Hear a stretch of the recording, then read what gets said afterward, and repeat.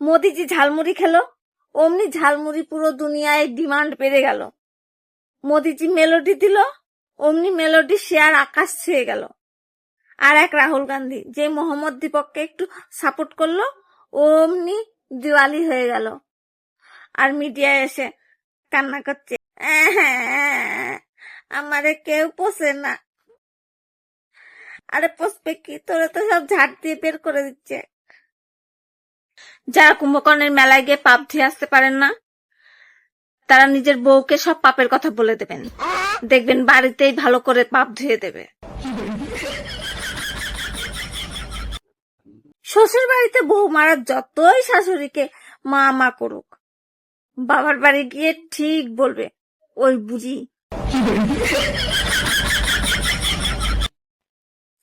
যে টাকায় 1 litre petrol হয়, সেই টাকায় 2 লিটার দুধ হয়ে যায়।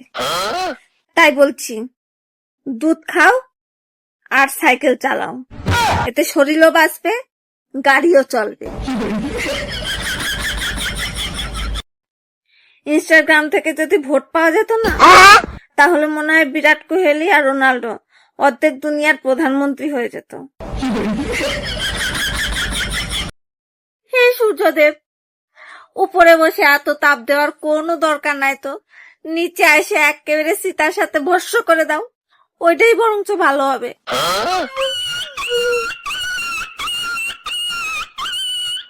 গাঙ্গুলির পরে ধোনি, ধোনির পরে কোহলি, মানে কারোর জন্যই কোনো কাজ আটকায় না।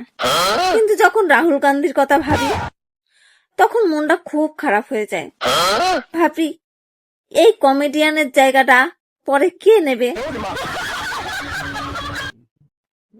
এই গরমে কেউ ডিভিডি লিঙ্ক করাতে অসুস্থ হচ্ছে না কিন্তু, অথচ শীতকালে এসআইআর এর লাইনে দাঁড়িয়ে সব মাথা ঘুরে ঘুরে করে আসছিল।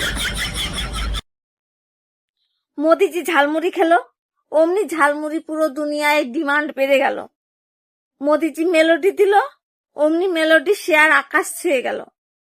আর এক রাহুল গান্ধী যে মোহাম্মদ দীপককে একটু সাপোর্ট করলো, অমনি দিওয়ালি হয়ে গেল। আর মিডিয়ায় এসে কান্না করছে, আমারে কেউ পোষে না। আরে পোষবে কি, তোরা তো সব ঝাড় দিয়ে বের করে দিচ্ছে।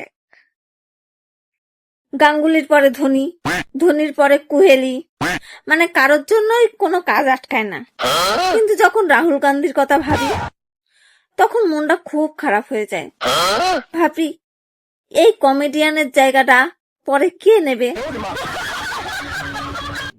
শ্বশুর বাড়িতে বউ মারার যতই শাশুড়িকে মা মা করুক, বাবার বাড়ি গিয়ে ঠিক বলবে ওই বুঝি।